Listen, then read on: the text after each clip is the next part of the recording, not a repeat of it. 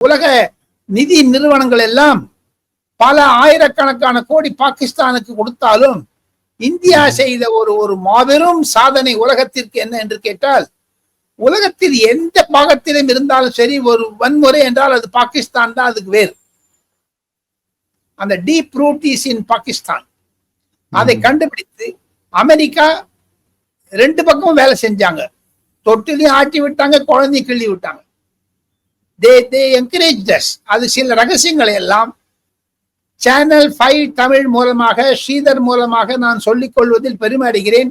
சில நுணுக்கங்களை நாசா போன்ற, இஸ்ரோ போன்ற சேட்டலைட் இமேஜஸ் பிக்சர் மூலமாகத்தான் விமான ஓட்டிகளுக்கு 542 கிலோமீட்டர் தூரத்தில் இது அடிக்கும் என்று சொல்லி அந்த கம்ப்யூட்டர்ல பிக்ஸ் பண்ணிட்டு அதை பார்த்துட்டு போட்டுட்டு நேரப்பட்ட டொம்முன்னு அடிச்சாங்க.